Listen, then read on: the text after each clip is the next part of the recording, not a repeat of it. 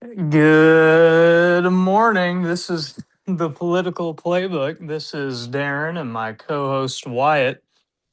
Today we'll be discussing a variety of topics, but I think the first one we want to get out of the way is the developments in Iran or surrounding Iran, just because we've talked about it for so many weeks now. It's probably getting old. It's getting old to us, so we can only imagine how it feels for the viewers. But let's get into it real quick. So, of course, since our last recording, uh, a ceasefire was brokered. It actually occurred the day after, or it started the day after our last podcast, the one where Trump threatened to nuke Iran and destroy an entire civilization. So, only a day after peace negotiations were announced, and they met in Pakistan, the Iranian delegation and the U.S. delegation. The Iranian delegation, I guess notable figures include Aragshi and Galibath. I'm probably butchering Galibath's name, but that's how it's spelled. Which is their foreign that's their foreign minister and their uh, oh, what is he? He's like the parliamentary speaker. So we don't. So our equivalent would be like Mike Johnson in the U.S.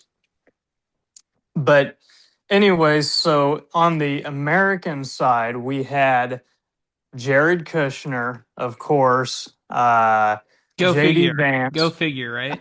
Oh yeah, just like in the first admin, he's all over this, and then oh my gosh, I'm blanking on his name, but Trump's real Witkoff. estate. Yeah, Witkoff. So those three were our team, plus some others on each side that are less recognizable but important nonetheless. And they had a marathon 21-hour talk or negotiation, which consisted of direct and indirect talks. And we were getting teased throughout the day. If you were like paying attention to the news, they would release little leaks like, oh, it's going well, apparently, or, things are tense, but it's going well. And, uh, maybe certain concessions are being made. But by the end of it, no deal was brokered, and JD Vance came home with nothing. Uh, that's the backstory. Let's discuss a few aspects of this. Let me ask you, Wyatt, were these talks ever serious? Were they always a farce?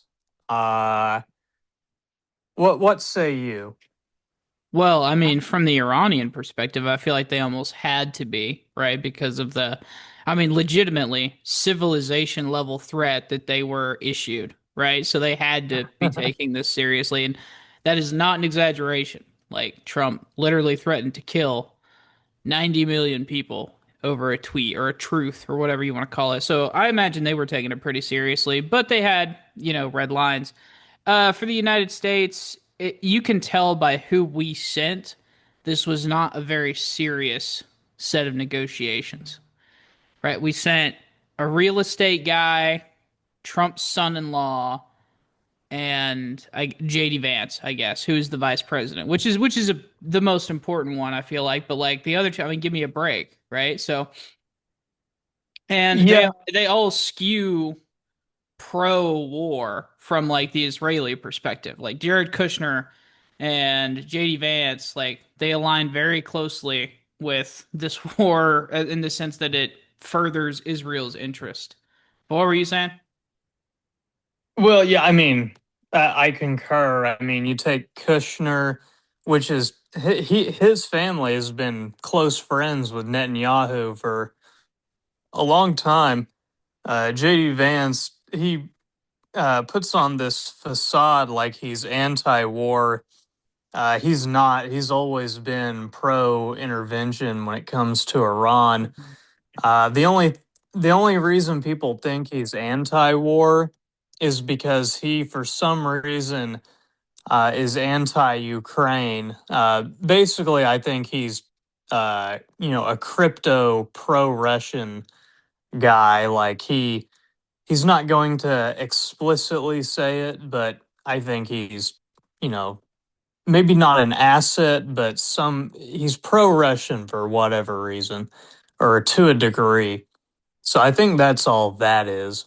Yeah, and I mean, here's the thing. Like I've always shared the opinion that if peace is truly desired from both sides, then you can come to an agreement. And there was really not a lot of that I saw from the American side. Like, don't get me wrong, I don't know, I wasn't there, and so I don't know what the red lines were for the Iranians. But as far as we know from JD Vance, I mean, he just kept screaming at the top of his lungs that they just refused to, you know, go with no enrichment. And it's like, well, no shit. Like they're not gonna agree to that now. We just fucking launched a war on them, right? They need at this point, like they would be stupid if they didn't have a latent nuclear deterrent, right? Like there's no Oh yeah. reason to expect now. Like they would be literally like it would be unrational not to pursue that. They could have the most Western democratic government and citizenry, and it would not matter. It would be in their interest, just like Japan, right? If for those of you who don't know, Japan does not have nuclear weapons, but they have mastered the fuel cycle. And if China started to act in a way of aggression towards Japan, Japan would build nukes, and they could do it probably within a matter of months. And China knows this, and this tension is the exact same policy that Iran had for decades. And now we have decided to end that tension, and now they would be literally completely stupid not to fulfill their end of that tension, right? Like, so I don't know what world we thought that they were gonna either sell their uranium to us or give it up or and then ultimately like I just don't imagine there no.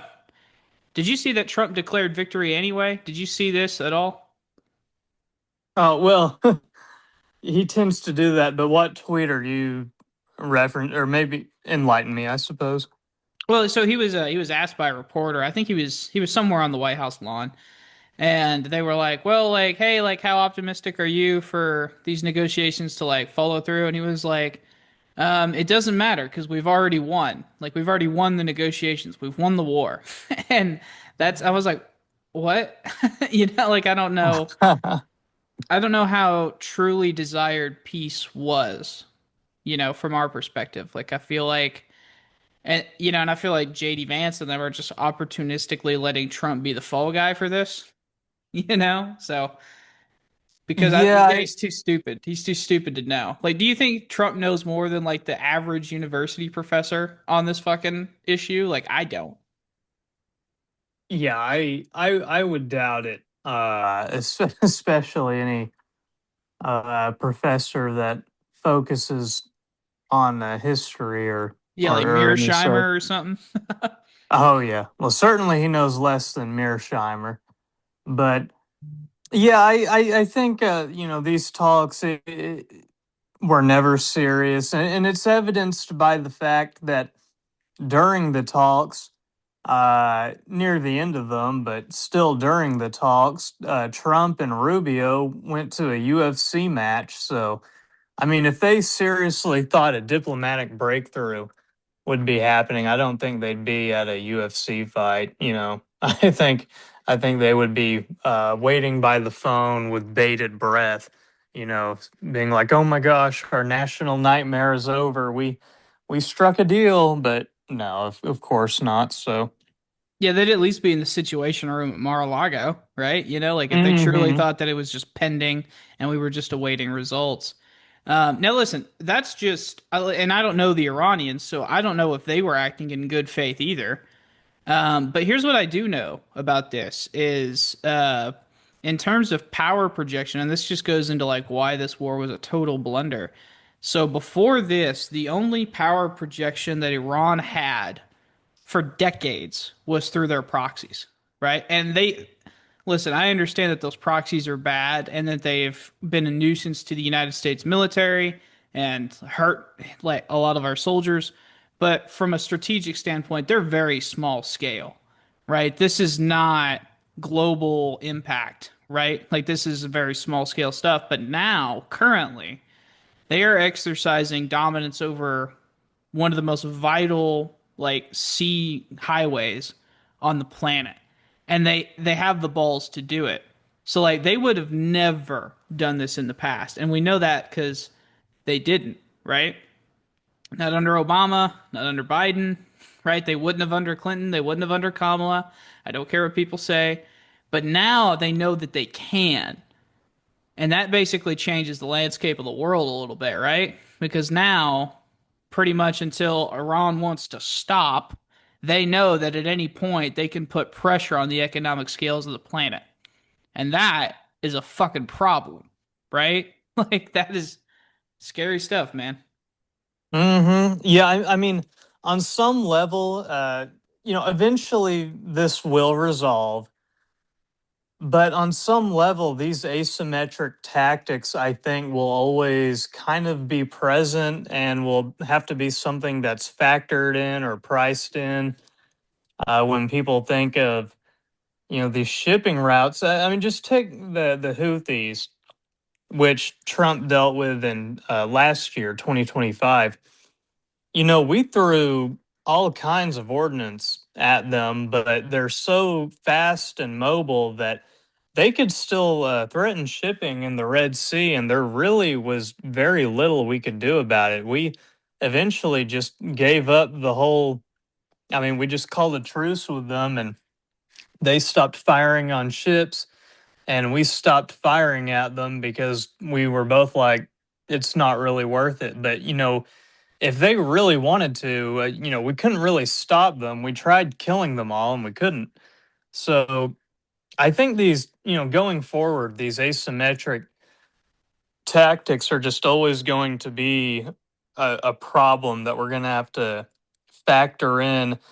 I think we can still deter it in the sense that we can cause major destruction. Like we can, if you have any conventional military armament, if you have tanks, ships, planes, we can take those out. You can't do a thing about it. You will be lacking in Air Force and Navy uh, armor. We will kill your leaders, and we can do that with impunity. But we can't, if you really, really believe in something and you really want to play it out with an attritional war, we can't stop you. I mean, take the Taliban. It's probably the perfect example. Hmm. Really all these little third world militias, Houthis, Taliban, and now with Iran, it's like if they have the will, they're gonna have their way. I mean, we just Right. I uh, mean, there's no shortage of bombs that are going to make the Houthis capitulate, right? Or Iran or the Taliban, right? And it's actually funny. Um, so I swear this analogy's going somewhere. So back in the day, because it may reveal a unknown option here. So back in history, during like the Viking era, which I've been reading a ton about, and it's just baffles my mind. So they would basically come. They would use asymmetric warfare, guerrilla tactics. So basically, they would fly in, raid, pillage, leave before the nobles could even, like, basically build an army, mobilize them, protect their assets, right? So, what they ended up having to do, because it was just easier than fighting the motherfuckers, is they would just have to buy them off, right? So, I don't know if we would have to go through back channels, maybe through Pakistan or through Turkey, um, but there's got to be some way to come to a peaceful resolution here because the fact is that these people are pretty well determined and they're more motivated now than ever to keep using the same method because it has been what's given them the most protection and the most leverage. So I don't know why the fuck they would just stop out of the goodness of their hearts, right? But there's going to have to be some concessions, right? Whether it's we unfreeze their assets, we give them sanction relief, we let them charge tolls from the sense of, hey, we're going to use this toll money to rebuild what has been destroyed throughout the war. And even if we just make sure that that's just being spent on infrastructure, whatever, right? But what makes no sense is what they're doing right now, right? Like, I don't know if you saw this, Darren, but Trump put up a second blockade. So right now Yes. we have two blockades, right? And Hmm. it just makes no sense because A, we're having to get our carrier strike groups closer to like where Iran can strike them. And I'm not necessarily worried about them. I'm just saying it is a greater risk and it does cost a lot of money to move those you know, carriers to where we need them to be. And it pulls them away from the real border of the United States, which is the Pacific. Right? That is our true border in terms of like global geopolitics. And I just can't imagine a world where this is the best use of our military assets. Like this just, and I don't know that it's going to lead to a resolution because like it's behind the Iranian blockade. So the only ships that are even going to make it to our blockade are Iranian ships heading likely for India or China or Japan or Korea. So none of this makes. I know I kind of rambled on there for No, a little no, no, bit, but no. none of this makes any sense to me, right?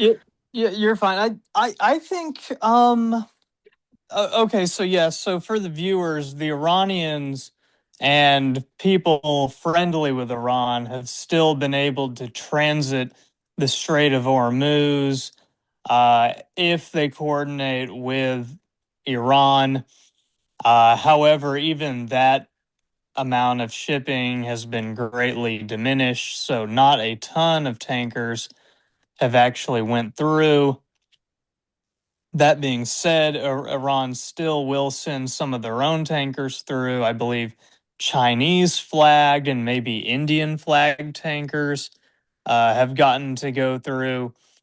So I, on one hand, I think we're definitely willing to shoot and even sink an Iranian carrier or tanker, I should say. But if China tests this blockade, like, are we really going to shoot a Chinese ship or board it, perhaps? I don't know that because on one hand, we really don't want to bring China in more than we have to.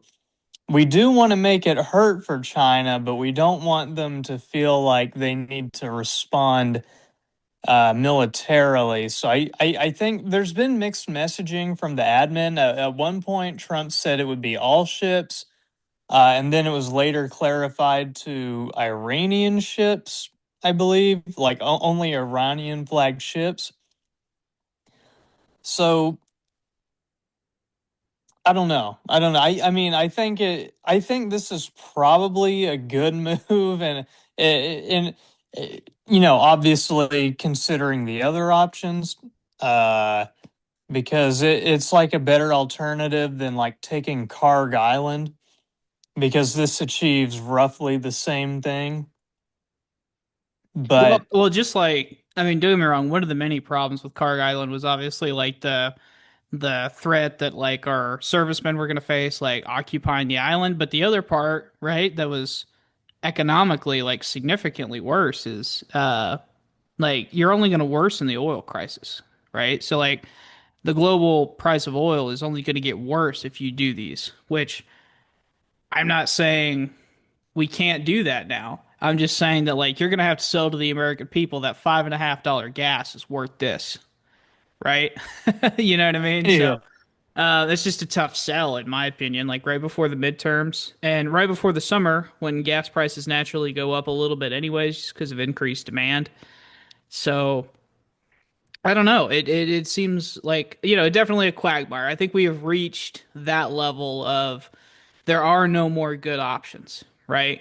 So um, yeah, I think we're probably gonna have to settle in for something that's gonna last much longer, unfortunately. And yeah, as a consumer, I'm just glad I live in Oklahoma, low cost of living. I've seen what the gas is hitting in other states, and it's much worse. So, Well, I'm out here in yeah. Arkansas, and let me tell you, it is noticeably gone higher. And I drive a pretty like high miles per gallon car, and I have still noticed it's probably 20% higher to go from E to F, you know? And it's like, huh. I Oh I, yeah. I Oh went yeah. from paying 30 something dollars to now close to 60, not quite 60, but it's like, huh. Like I can't imagine for those of you that are filling up semis, pickup trucks, that's brutal, man. But I mean, fuck, what else is he supposed to do, Darren? At this point, I understand that like we should have never gotten into there, and I'm not ready to give up grilling him for that, right? But like, what is he supposed to do now?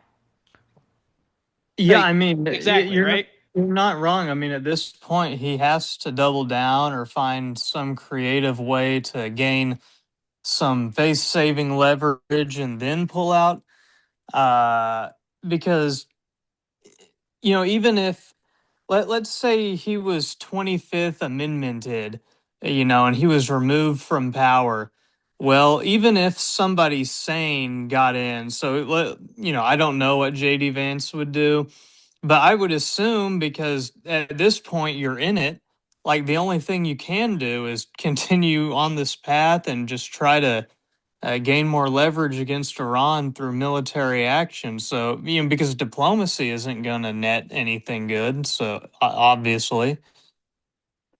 Well, I wouldn't say I wouldn't give up on diplomacy just yet because really, I mean, diplomacy is really our only way out of here, right? It's just going to take time because, and the reason it's going to take time is because we're going to have to be able to build trust with the Iranians. And right now, like if you're an Iranian, I don't know why the fuck you would trust us, right? Like especially this administration, right? Like, uh, I mean, Soleimani back in the first administration was getting pulled to Iraq, right, for a peace like or diplomatic event, right, and then they used that to kill him, right? So and then they Hmm. obviously tomahawked the Ayatollah, right, and so I don't know why you would trust the United States, particularly Trump, right? And it's very clear here, at least like in my opinion, that the tail is wagging the dog here, not the other way around. But um, I don't see any reason to believe that that has changed really. So yeah, I think that if you're the Iranians, like I would just try and make this sting as much as possible, right? And then if obviously if you're the United States, I think you got to find a way, to kind of make this just sting, our I don't know what the word is. You got to make this sting our status less, like you got to minimize that as much as you can Hmm. because there's no, I mean, short of full occupation of Iran, they have all the cards. They do. Yeah, I think. Yeah, I mean, the Iranians have already been so immiserated. What's a little more? You take away their oil exports, it's like, well, we're already poor, so I mean, relatively, it probably doesn't even, I'm sure they'll feel it, but it's probably not going to even register as much as if the Americans are immiserated because the Iranians, their people are moralized and they think, it's all for a righteous cause. So they might be more willing to endure some pain. For us, this is a war of choice that nobody wanted. And then, so whatever minor uh, economic pain is inflicted upon us is just going to be magnified by the fact that we don't even want to be doing this and we all hate it anyways. So, Yep, yeah, not completely good. agree. Did you see there was that this just made me think of it. There was that because you were talking about like how hard the Iranian people are because of their ideological commitment to this. And they asked one of the people, they were like, "Hey, I can't remember if they were mentioning prisoners or just American citizens in Iran." And they were like, "Hey, is there any harm that's going to come to these people that are American citizens?" And the guy was like, "Do you plan to bomb them?" No. Okay, well then they will be safe. Like they because they were poking fun at like the fact that like the civilian infrastructure has been a key target of the war, and Mm-hmm. it's really only hardened the commitment to the regime. Unfortunately, right? I think uh, there was this expectation that if you kill enough people in the regime, then the regime collapses. But as far as we can tell so far, all you've done is give people a shit ton of promotions. And listen, I understand the idea that if you just continue that up, you're going to have incompetent leaders. Maybe they'll start voting Republican in Iran, get totally incompetent leaders in there, and then they'll do something crazy stupid, right? I get the idea, but I'm skeptical that this is going to work. So, did you see the Pope comment on this and the feud that him and Trump are having? Oh yes. So Trump, or not Trump, the Pope made one or two tweets that were basically anti-war in theme, and denounced basically U.S. aggression because ultimately this was a war of choice. But and Trump, of course, he took it well. So if you like, I can actually I saved the tweet because, or the truth, I should say, because it was pretty amazing. Yeah, I'd love Just to hear calling it. out Yeah, the Pope. if you've got it pulled up, I'd love to go ahead and read it if you want. All right, it's not too long, so I'll go ahead and just read the whole thing. Pope Leo is weak on crime and terrible for foreign policy. He talks about fear of the Trump administration, but doesn't mention the fear that the Catholic Church and all other Christian organizations had during COVID when they were arresting priests, ministers, and everybody else for holding church services, even when going outside and being 10 and even 20 feet apart. I like his brother Lewis much better than I like him because Lewis is all MAGA. He gets it and Leo doesn't. I don't want a pope who thinks it's okay for Iran to have a nuclear weapon. I don't want a pope who thinks it's terrible that America attacked Venezuela, a country that was sending massive amounts of drugs into the United States and, even worse, emptying their prisons, including murderers, drug dealers, and killers, into our country. And I don't want a pope who criticizes the president of the United States because I'm doing exactly what I was elected in a landslide to do, setting record low numbers in crime and creating the greatest stock market in history. Leo should be thankful because, as everyone knows, he was a shocking surprise. He wasn't on any list to be pope and was only put there by the church because he was an American, and they thought that that would be the best way to deal with President Donald J. Trump. If I wasn't in the White House, Leo wouldn't be in the Vatican. Unfortunately, Leo's weak on crime, weak on nuclear weapons, does not sit well with me, nor does the fact that he meets with Obama sympathizers like David Axelrod, a loser from the left, who is one of those who wanted churchgoers and clerics to be arrested. Leo should get his act together as Pope, use common sense, stop catering to the radical left, and focus on being a great Pope, not a politician. It's hurting him very badly, and more importantly, it's hurting the Catholic Church. President Donald J. Trump. So So I'll let you that, I'll let you catch your breath for a second.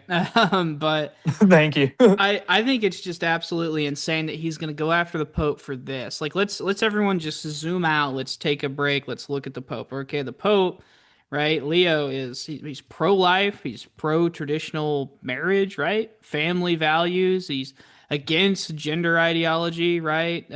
Definitely against abortion, right? But he's liberal, evidently, despite all of this, because he's dot dot dot oh, he's against the war in Iran, which is going to kill, potentially thousands and thousands of innocent people, right? So I just think that this is obviously insane, right? And picking a fight because what he wants is he wants the Pope to sign off on this, right? That's why he's asking for diplomats from the Vatican to come to the Pentagon, as if the Vatican's going to be pro bombing innocent people, right? Like I don't know what the expectation was that the Pope was going to sign on board to this. Makes no sense to me. And the idea that Donald Trump is going to lecture anyone of religious piety is fucking hilarious to me. Because, and I do have to admit, it has been rather amusing for me personally to sit here and watch the religious evangelicals on the right have to defend Trump acting this way towards the Pope. And then after they got done defending him about this, Trump posted an AI picture of him as Jesus Christ. I shit you not. He posted an AI picture of him as Jesus Christ. And then they act like he has a leg to stand. I mean, this is just fucking psychotic. I cannot. SNL is going to be out of business. The Onion is going to be fucking completely done. No one's going to be able to watch them anymore because Trump just does all this shit for fun. It's insane. Yeah, and his excuse about posting himself as Jesus was that, oh, it was actually a doctor. It was supposed to be a doctor and not Jesus. But I mean, there's no way that anybody could look at this and interpret this as him being a doctor. I mean, because the way he's wearing like a white robe with like a black, or not a black, a red cloak, which is style. That's how Jesus is styled in actually a number of very famous paintings with him. So and he's like magically healing some hospital patient. It looks like, and there's in the foreground, there's like a lady kneeling and praying, presumably to him or for him to heal this man. So, and then there's like these heavenly angels that look to be mixtures of like the Statue of Liberty and astronauts from heaven, like looking down upon it. So heavenly imagery. it, yeah, it's just insane. And Yeah, and whenever he was shown the error of his ways, he did not apologize. He did not say, "I would never do that." I would never compare myself to Jesus. All he said was, "Yeah, I was supposed to be a doctor, but I am pretty great." Right? It's just hilarious. I could not believe he even doubled down about the Pope, right? He said, I have nothing to apologize for. And I'm like, huh. I mean, that's just unbelievable that this is the president of the United States. There is something wrong mentally. Now, listen, I understand that I was one of the ones before this podcast was started who was like, yeah, Biden's fine. Like he's an old man, right? And then we all saw that debate, and I had to eat shit, and I should have had to for ever, honestly, for being that wrong about Biden's cognitive decline. I think you guys are going to have to, not you, Darren, but I think that some of the people on the right are going to have to start acknowledging that something's not right mentally here. Like, oh yeah, this is not normal behavior. This is not acceptable behavior, right? I mean, he yeah. threatened to genocide Iran, and then he calls out the Pope in a schizophrenic fucking truth. So, what were you going to say?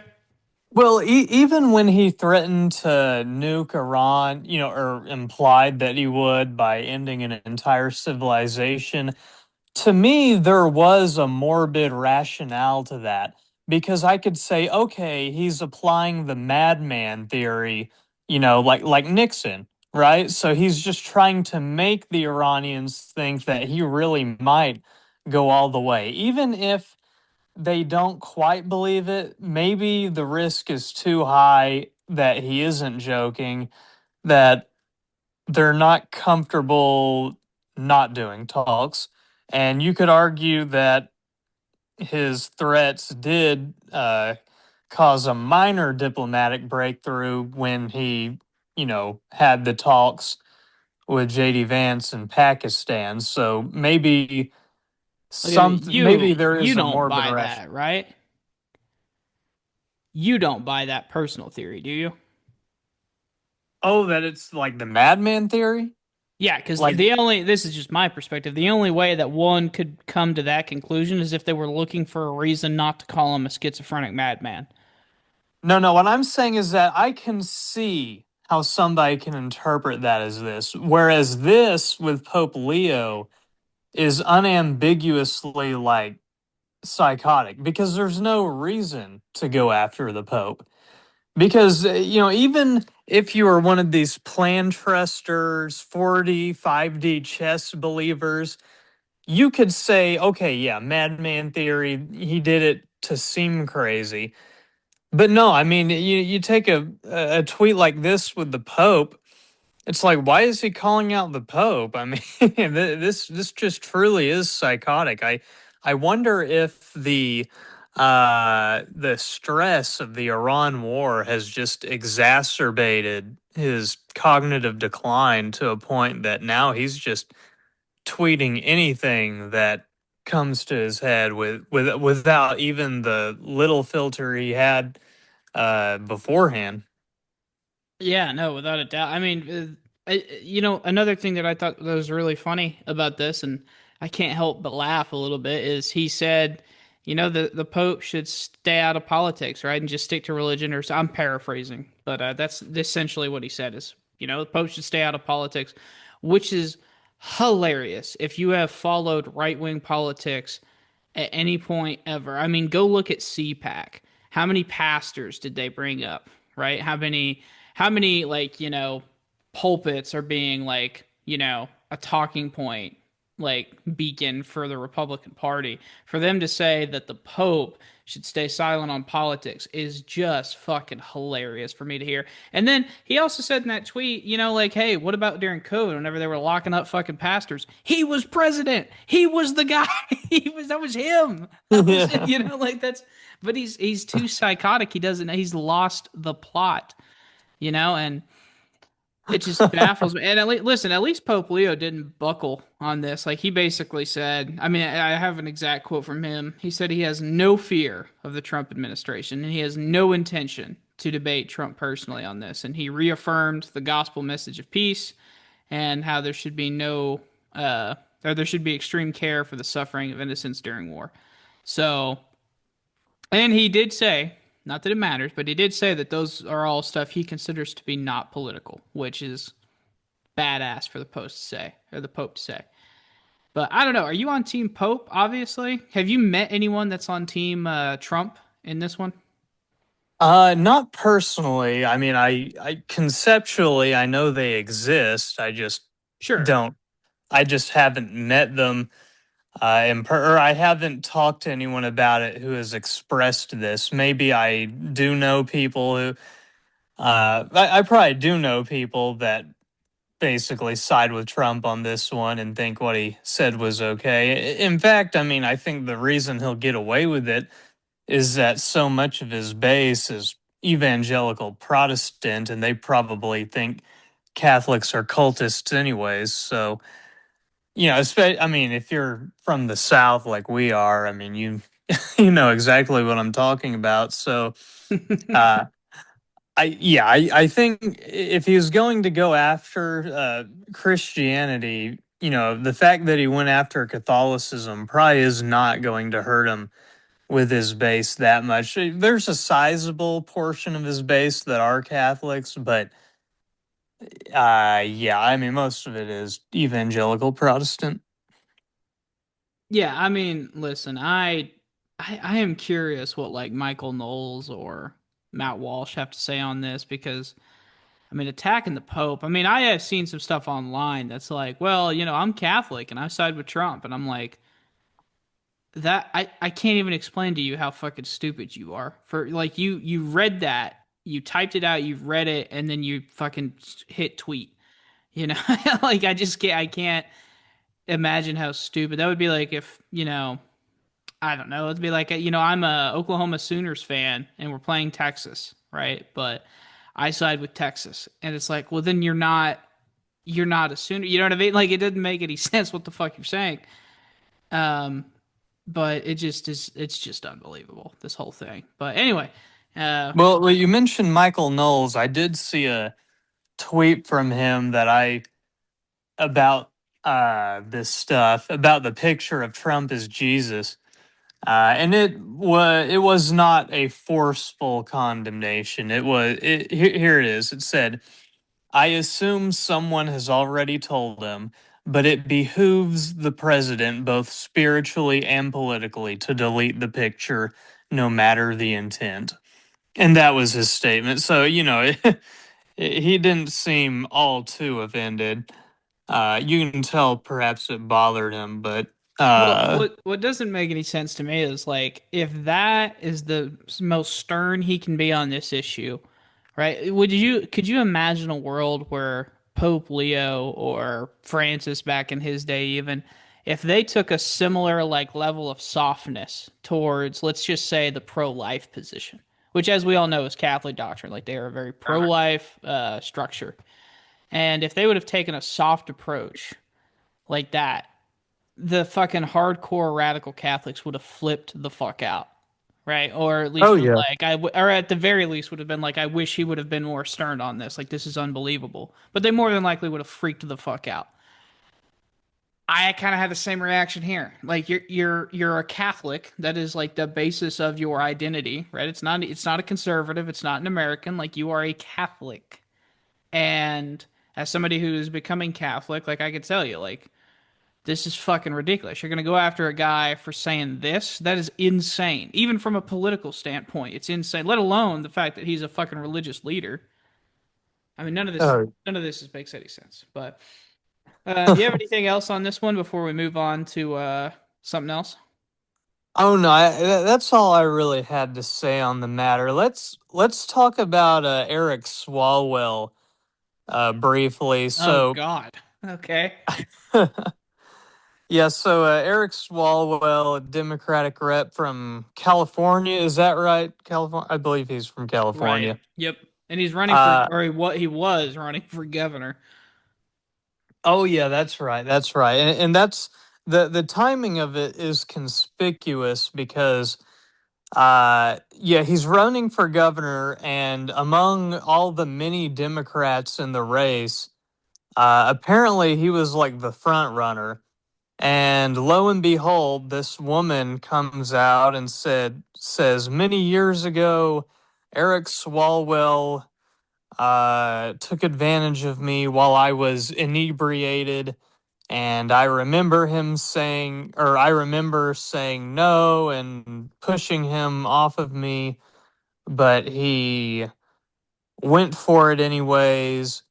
And yeah, it's another one of these many years later accusations.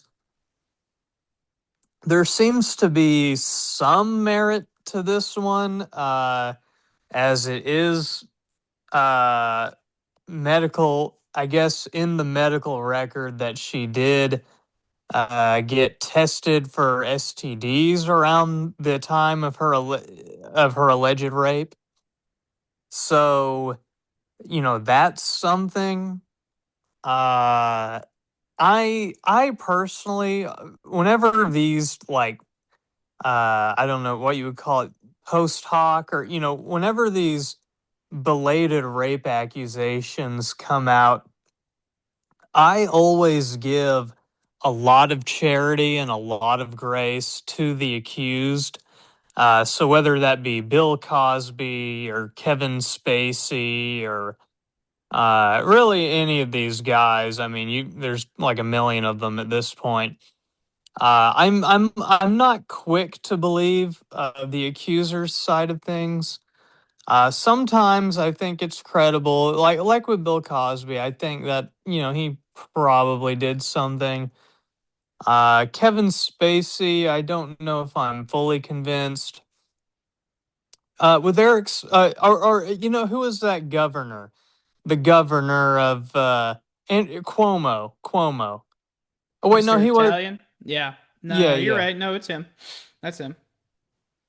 Or wait, or was he mayor? What? Which one No, did no, he? he was governor. Oh, Andrew that's Cuomo. that's right. Yeah, Governor Andrew Cuomo.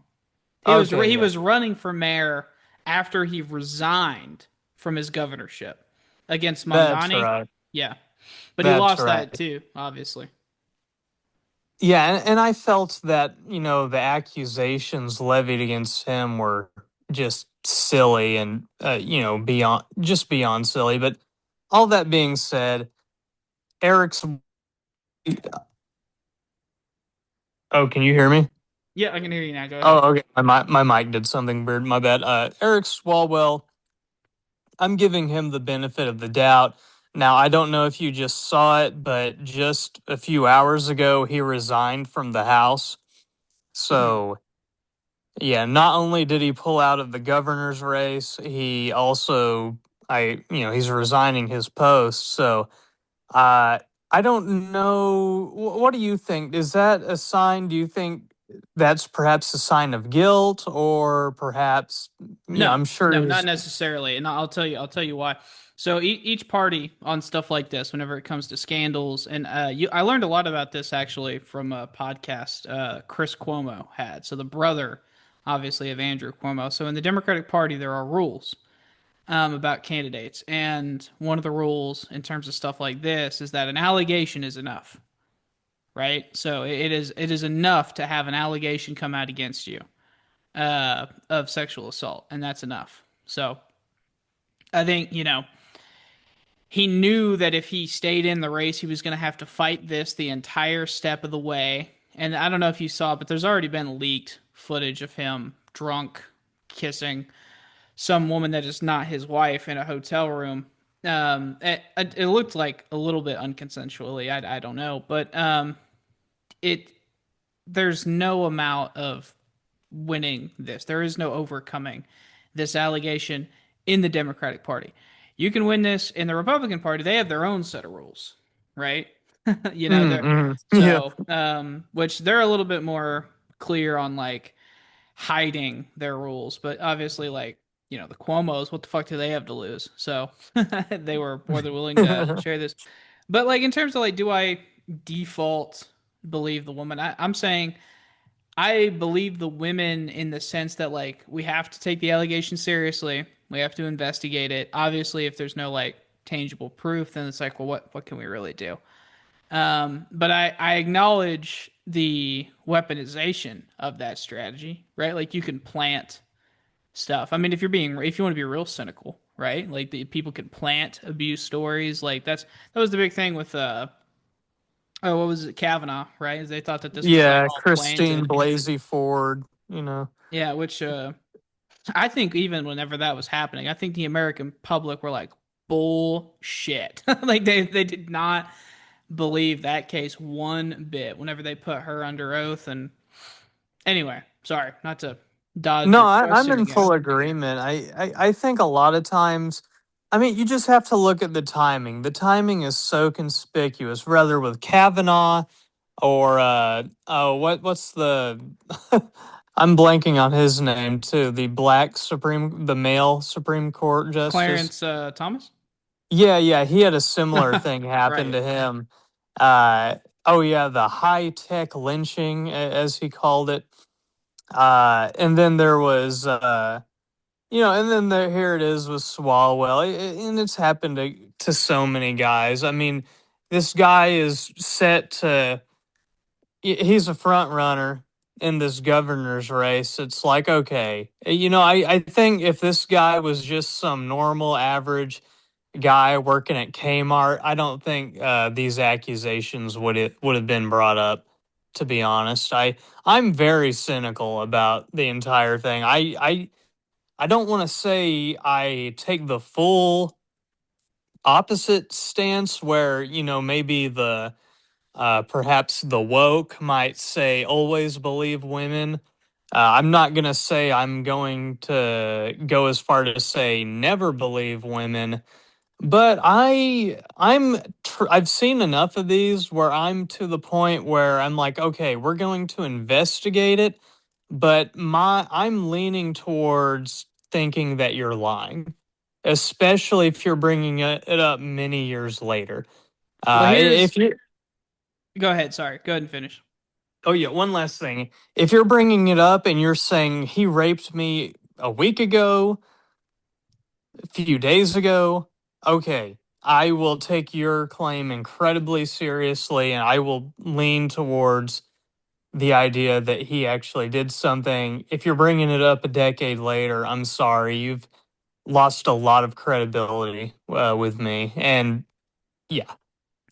Yeah, I mean, listen, I would say the strengths of your position and the way you've like kind of frameworked this is that like there will be no like public hangings of people who did nothing wrong, right? Like, and I mean public hangings in the metaphorical sense, not literally, but there will be no dragging people's reputation through the mud over something that is not true, right? Um, and then I guess obviously like the pro of my position is that like you're gonna get women more comfortable speaking about these uncomfortable interactions they have because I mean, like, and I hate to do this, but we are dudes. Like, we've never been in a situation where we're in a fucking bar or at an event and some dude is clearly just like overtly wants to fuck us. Like, it's never happened to us, right? And maybe, right, you know, like just being honest, right? Like, that's an experience that you and I have no fucking idea about. But like, you know, you talk to women about this and they're like, yeah, they've probably got 10, 15 stories about creepy dudes coming up to them and talking to them, right? So, I think my position is just if I was, you know, being, you know, noble is in defense of those women who, you know, but I do understand and I'm not a hard liner on this. I hope I'm not coming across that way, but I understand the flaws and the cons of doing things my way. But I still would rather have that, I think. But it is funny though, because Eric Swalwell, I mean, he seems to be able to do two things. Like if I were to make like a bad joke, like this is how my brother he was the one who told me about this story. He said, "Hey, do you remember that guy who was sleeping with a Chinese spy a few years ago?" And I was like, "Yeah, Eric Swalwell." And he was like, "Well, guess what he's in the news for again?" And I was like, "No way!" And I click on it, Google it, and I'm like, "Oh, it's way worse. It's way worse." So apparently, the only way this dude can get laid, you know, if somebody's paying or getting paid to fuck him, so that way they can get his secrets from the Congress or if it's unconsensually from the looks of it. So, Yeah. Yeah, not a guy you want to emulate. He's and he's married too. So this is a guy just some like serial philanderer that yeah, terrible dude all around. I mean, sleeping with a Chinese spy. For one, how do you not clock that like immediately? Like, I don't know. It's just insane. But going back, one more thing about as much as I dislike Eric Swalwell, uh, I must say I really find the accusations against him to be dubious. And to make matters worse, the story is that they were drinking together, and she was so inebriated that she was fading in and out of consciousness as he was having sex with her. Um, I'm like, okay, if you're getting inebriated with this, you know, if you're getting drunk with this guy, uh, I don't know. I mean, it seems like you kind of had a relationship almost. I mean, if you're in an intimate setting getting drunk with a guy, that kind of lends towards a relationship. I just find this story, you know, hard to, you know, to me it doesn't pass the smell test, but well, hold on. you know. Just because you know you get drunk in a hotel bar with some random stranger, right? Like as a dude who's in quite a bit of hotel bars, right? I mean, you or goes to bars by himself and doesn't know anybody, right? And you just kind of talk to random people. I mean, that doesn't mean anything to me, right? Like it's you know, especially in these circles, right? Because like a politician is probably having to travel more than you can imagine, right? Especially a guy like him. So. I mean, I could definitely see a world where, you know, he thought things were perfectly fine, but she never really gave consent, right? Like that's And I understand your suspicion, right? But I'm just saying that, like, I think in order for us to good faith investigate this, the assumption has to be, or the lean has to be towards she's telling the truth always. Because if you lean towards, I don't think this is really going to pan out, then you're almost like, whenever you're interpreting the data, you're going to skew yourself, you know? So I don't Yeah, know. well, maybe I'm mistaken. I thought she was a member of his staff. I?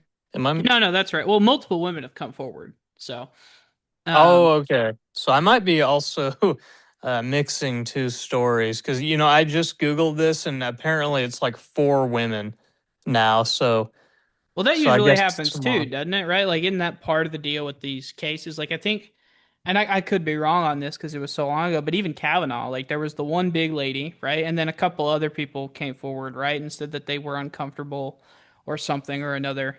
They didn't go as far as what's her name, but like that's pretty common in these Me Too settings. As soon as one woman comes forward, they all come out of the woodworks, you know? So, Mm-hmm. which is good, right? Well, at least from my perspective. Maybe you don't feel that way, but like I feel that way. Like it's good that women can feel confident because these are men of power too. These aren't just your dude at Kmart, you know? Yeah, I have mixed feelings. Part of me is the cynical part of me is like, okay, this is just getting the crazies out of the woodwork. Mm-hmm. Like some dude gets accused, and now like every woman who might have passed by him in his 50 years on earth is gonna make an accusation, see if they're gonna see if they can profit from it. I'm a little more cynical about it just because I saw what happened to Kavanaugh, uh which I thought was just, I didn't find any of the claims against Kavanaugh to be serious. So I just give far more grace to the man than I do the woman at this point. When the accusations come years and years later, and when the timing is so conspicuous, but that's just kind of where I've landed. Yeah, and I guess just to kind of throw you a bone here, like in terms of Kavanaugh, I think we're pretty much on the same page. But like for me, it just kind of depends on each one. That's all I'm saying. Did you see also? So we're recording on the 13th. He did resign today from Congress. So like, not only is he suspending his campaign for governor, he's actually resigning from Congress. So, which Yeah, I'm I sure the wife will be happy about that. yeah, the poor guy, he's got to go back and I don't know what he's gonna do. He'll probably go be a professor somewhere. That seems to be what all these politicians do whenever shit like this happens. So he'll probably be at the University of California, Berkeley, right? And he'll probably be teaching poli sci and, enjoy his rather low, professor salary. So, but let me think if there's anything else. Do you have anything else on this guy? That's all I had on Mr. Swalwell. Okay. Are there any other stories you want to just kind of shoot the shit at? Or, Um, let's see. I think we got all of the ones in my notes. Did you have something? I had the Viktor Orban election, or, I mean, it's up to you. We could talk about that, or the fact that A, the Epstein story is basically dead, and B, Melania said some really, really weird shit. I don't know. Did you see that? Oh yeah, I did. She, made some press conference or she was like, I had nothing to do with Epstein. And it's like, well, nobody really was eyeballing you. So it's kind of weird that you would say that. Like, what an odd Yeah. thing to say, right? Like, what an odd Yeah. thing to say. Like, I wasn't looking at you, but now I am, right? Like, what are you talking about? And then suddenly, as soon as she says that, all these pictures start coming out, So it's very Yeah, interesting. maybe she was trying to get ahead of something. I don't know. Yeah, no kidding. Um, okay, well, what about, do you know anything about this Viktor Orban guy? Because I actually know next to nothing. I just know JD Vance went over there to campaign for him and he got his ass kicked. Yeah, he's been this like right wing figure. He's what is it? Hungary. He's the prime minister of or president. I prime minister. Yeah, they do the parliament over there. He's like the most pro Russia guy over there, like in Europe. So it's conspicuous for that reason. So you see JD Vance campaigning for him, and it's like, okay, like I mentioned earlier, I think there's something there to do with Russia. But the guy that won it, he's still fairly right wing. So, uh, Peter Magyar, Mhm. unless I'm mistaken. So, I think really all this changes is now we don't have a Russia shill uh, in office. Or what? Yeah, yeah, yeah. Peter Magyar, he's the guy who won.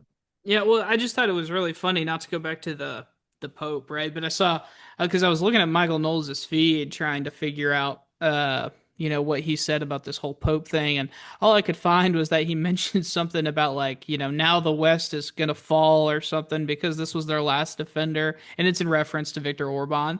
And I'm like, what is it? And, sure enough, I start Googling Viktor Orban because I don't keep up with Eastern European politics. If this, really can shock you. I mean, outside of Ukraine, I don't give a fuck, right? So, this dude seems like, I don't know, like a Russian asset, right? Like I don't, I don't know how else to put it, but and a hardcore Zionist too. Like that's the other thing. Now listen, that could be the sources I was looking at, but that seems to be what they made it sound like. The EU couldn't put sanction on Israel because of Hungary. So Oh yeah, uh, you're right. He was a turbo Zionist. He would be one of the few people. Hungary would be one of the few nations in the UN that would vote alongside the U.S. and Israel on matters. It was just be under Orban's direction.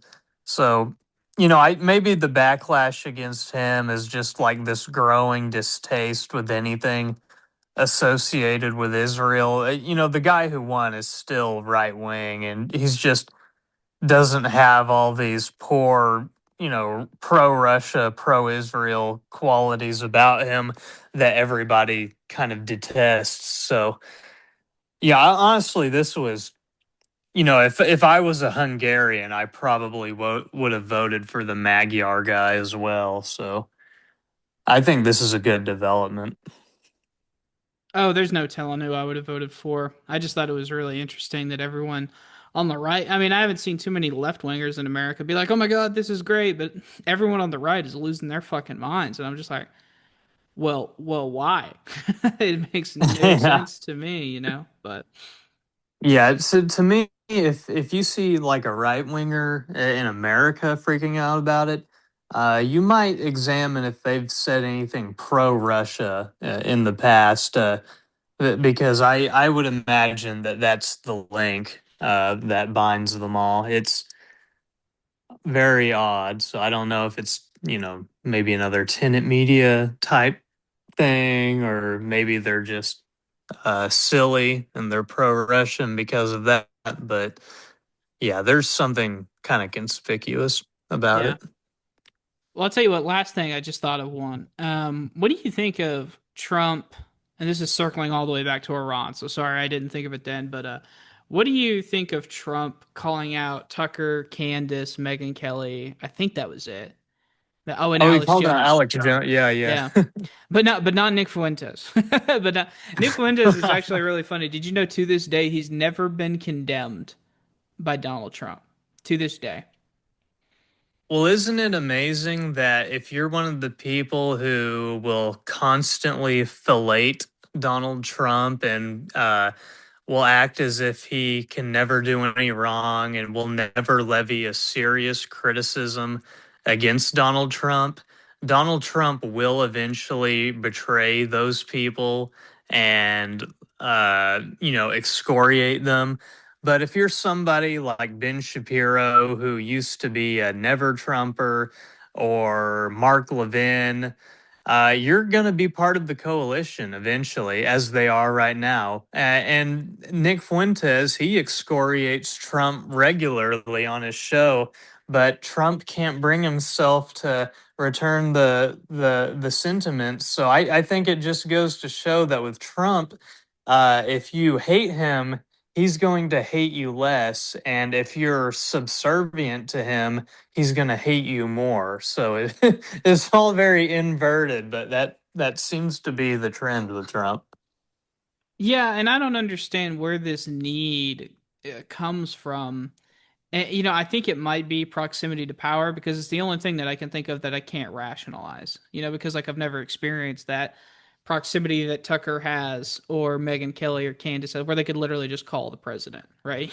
So Yeah. that's the only thing that I can think of to rationalize like the amount of time that they were doing mental gymnastics. I mean, bending over backwards to defend honestly just completely like at least if it were me like if I saw something like if I was a right winger and I saw something that I didn't like I would just shut the fuck up about it. I would just not talk about it, right? Like that was Ben Shapiro's strategy for years. you know Oh and yeah. but instead that they call him out but then they won't call him out too much. Like I don't know, it's very weird. Do you understand what I'm saying? Like they're weirdly afraid of calling him out until very recently, until they snapped, you know. Yeah, I think there's a lot of things at play. It's probably like, audience capture to a degree. They can't go too hard against Trump because the cultists might turn on them, if they turn on Trump. So that's probably part of it. Then access, because, up until, the relatively recently, Tucker did have a relationship with Trump. He was able to call him up and, get to the Oval Office, be in his vicinity, and he benefited from that monetarily. Uh, but now that Trump has betrayed him, and all these figures, there's no reason to keep uh, staying on the Trump train. If they don't make a hard turn against Trump, I mean, they're going to lose a whole lot more respect for me, and I don't really respect any of the people he called out.